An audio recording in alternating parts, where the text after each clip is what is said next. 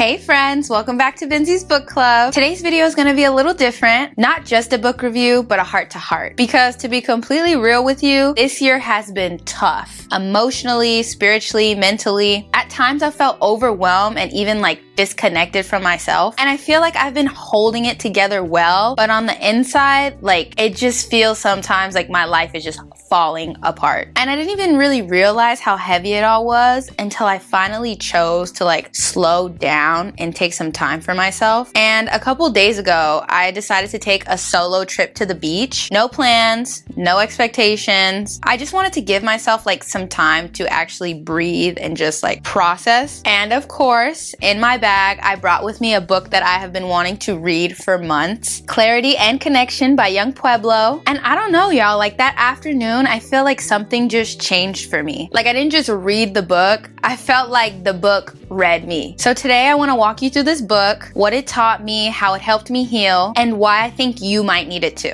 First off, what is Clarity and Connection? It's a book of short reflections and poetry, but don't let the word poetry throw you off. This isn't fluffy or anything like that. It's just real simple truths. It's raw, honest, and grounding. And each page explores how your past shapes your present emotional responses, especially in relationships. I think it's about pausing instead of reacting, healing instead of blaming, and really understanding yourself so that you can love better. So let's talk about the author. Yung Pueblo, aka Diego Perez. He immigrated from Ecuador to the US and grew up with a lot of emotional baggage. Things like addiction, pain, always having to fight to survive. But then something shifted. He turned inward, he started meditating, he started healing, and from that healing, he started writing. And the name Yung Pueblo actually means young people in Spanish, and it's a tribute to this generation because we're actually doing the work to heal the generations that came before us. And you can really feel that mission in every line of his writing. It's not ego-driven, it comes from a place of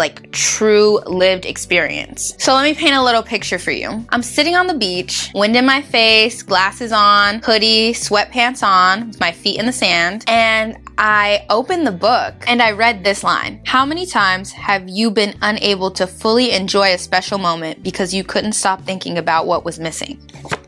And that just stopped me right in my tracks. That met me right where I needed to be at the beach, because it made me realize even though I'm on this healing journey, it is a lifelong journey. Growth means understanding that there's always room for improvement. And through this book, I realized that I'm still carrying pain that I haven't processed. So I want to break the book down for you theme by theme. It has 5 chapters, but they just flow together so beautifully. So I kind of came up with my own little headings or takeaways from them. So I'll give them to you and then give you a quote from each theme that really resonated with me. So here's how I experienced them. Number 1 is emotional history. It reads, real maturity is observing your own turbulence and pausing before you project how you feel onto the people you claim to love. This part had me thinking for hours because he reminds us that we don't need to run from our triggers. We simply need to understand them. Number 2, I titled Love and Attachment, and it reads, sometimes the reason we get hurt so deeply is because we tied our self-worth to someone else's presence. And this hit me hard. It caused me to really think about past relationships that I poured myself into, thinking that love meant sacrificing myself. But this section of the book really helped me to understand love isn't about possession or unhealthy attachment. It's about true connection and freedom and flow. The 3rd theme of this book, I titled it Inner Work and Stillness. This quote reads, the more you heal, the less you chase. And from that, I believe he encourages stillness, not as a luxury, but as a necessity and a requirement for clarity. Because real healing happens when we stop numbing ourselves and just simply start noticing without judgment, without projecting our fears onto the future and forming long-lasting fears, but just simply trying to understand. 4th theme of this book is healthy communication and boundaries. It reads, true connection requires honesty without blame.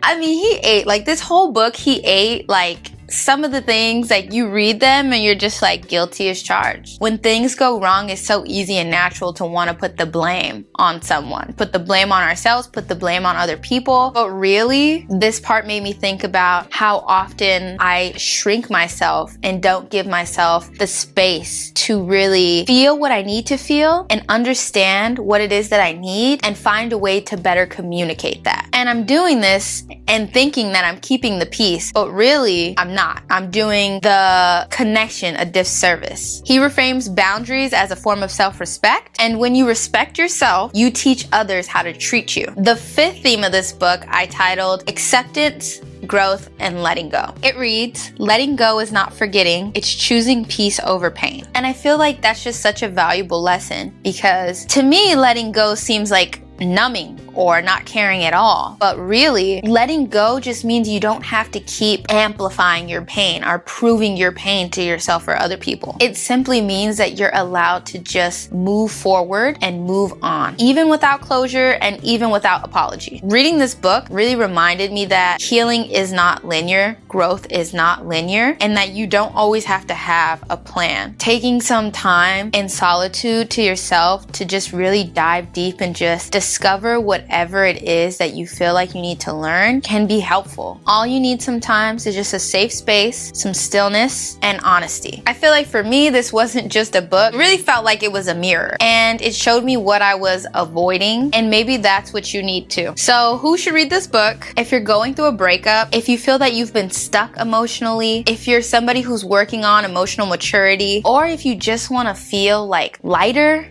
this book is for you. And like, honestly, even if you are like in a good place in life, I think the book is still worth reading because it really teaches you how to protect your peace. And y'all know how I feel about protecting the peace. So I give Clarity and Connection a 5 out of 5 stars. It's gentle, it's powerful, and I feel like it's so needed in a society that just like pushes us to muscle through and just like keep going and keep grinding, when sometimes you really just need a moment. Like, you just need a safe space to chill and just feel whatever it is that you need to feel in that moment. So I feel like this book really helped me like come back to myself and allowed me the space to like accept some of the hard feelings that like I didn't want to feel at the time, if that makes sense. And honestly, I'll probably keep this book close to me for like the rest of the year. I've folded so many pages in it, and I'll probably just come back and like reread the pages that really stuck with me and helped me through like the harder seasons of life. Which leads me to something that I want to ask you.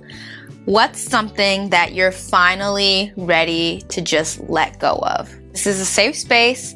Feel free to drop it in the comments, and let's be each other's mirrors. Also, if this video resonated with you, don't forget to like, subscribe, comment, and share it with somebody who you think might need it. And stay tuned because I'm giving new book reviews every single week. And next up, we're gonna be reviewing The Power of Your Subconscious Mind by Joseph Murphy, and you're not gonna wanna miss it. I can't wait to see you next week. But until then, take care of your heart and don't forget to give yourself some grace.